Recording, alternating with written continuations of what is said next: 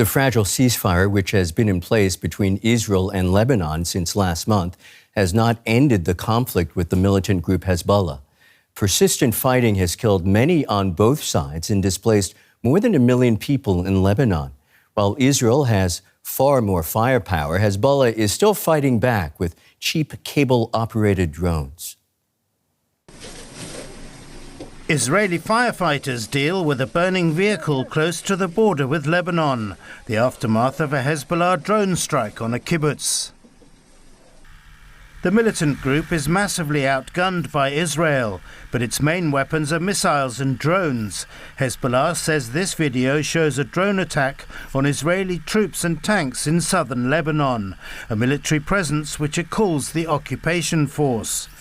Israel's armed forces admit there's no magic formula for stopping Hezbollah's so-called first-person view drones controlled by fiber-optic cable. That weapon dominates the war in Ukraine, although it's thought Hezbollah's drones are not as sophisticated as those produced in Ukraine. These images show the latest Israeli airstrikes on Hezbollah's stronghold in southern Lebanon. Authorities there say more than 2,600 people have been killed in the fighting.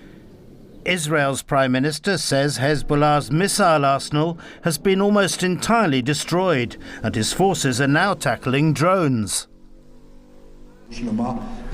There are still two major threats from Lebanon, from Hezbollah. The threat from rockets and the threat from drones.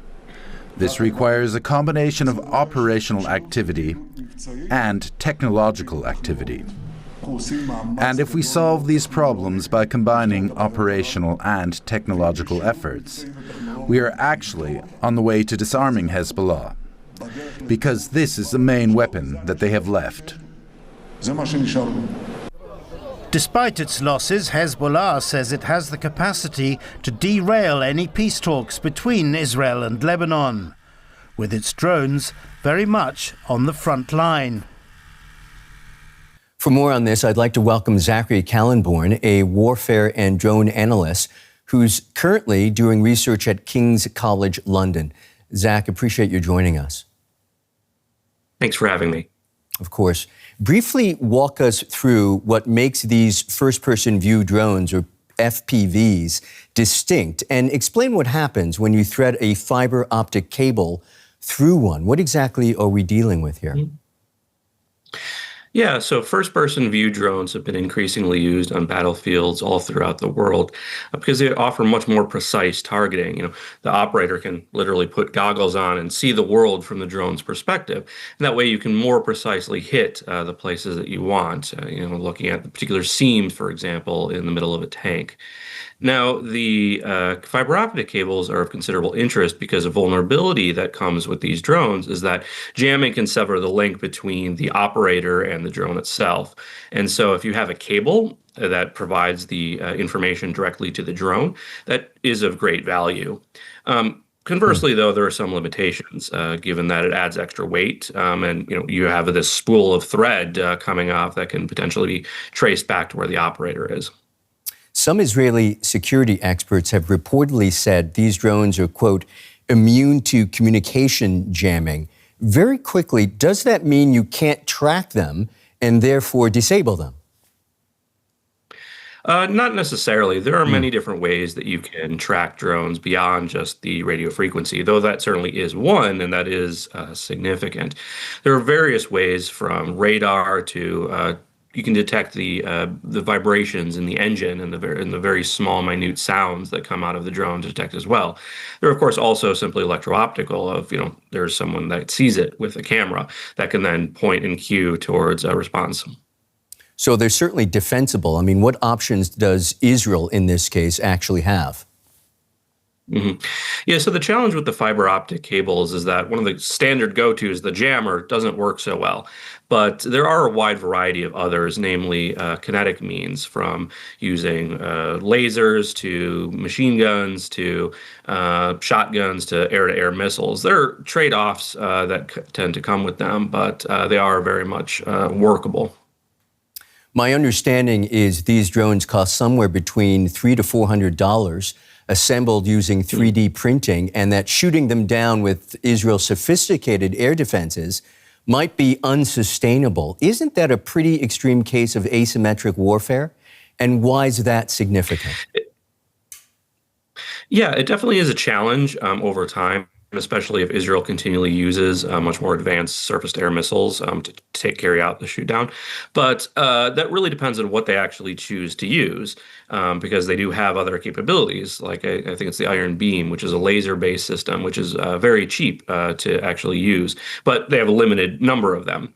Similarly, you can also use, for example, just small arms to defend against some of these drones. It's more difficult and can be less reliable, but it is very much workable. So, Israel does have options, but if it does end up relying on those much more expensive systems over time, it can be a big challenge.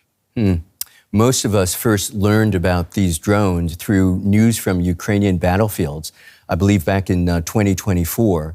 What has Hezbollah learned from Ukraine? Are they copying a playbook, or have they adapted it in some meaningful way?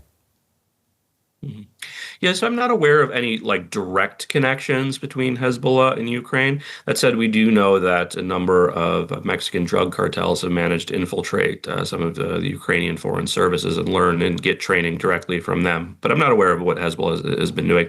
That said, certainly it's reasonable to expect that they've been watching the extensive news that's coming out of Ukraine. And there are also increasingly manuals and other technical guides available online explaining how to fly an FPV, how to weaponize them.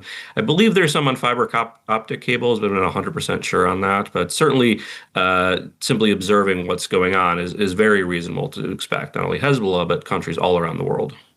So as I hear you talk, the way I take this is you're describing a pretty effective tool, and yet at the same time, at the end of the day, we're not talking about a secret weapon that's about to win a war against Israel's defense and firepower. So what exactly are we talking about? Yeah, what we're looking at is a very cheap, affordable, primarily defensive weapon. And that tends to be the case when you have these affordable, very accessible weapons. And so it definitely adds a lot of value to Hezbollah's arsenal and be able to inflict much more significant costs on Israel, both in terms of dollar figures, but also real human life. And that is quite significant on its own. But as we've seen with the ongoing conflict in Ukraine and Russia, although Ukraine has gotten extensive power that have come with these drones, it has not ended the war by any means. They have not been able to push out Russia or vice versa. So it may extend the length of the conflict, but may not necessarily give Hezbollah a game-winning tool. Zach Kallenborn, really appreciate your time and your perspective. Appreciate it. Thanks for having me.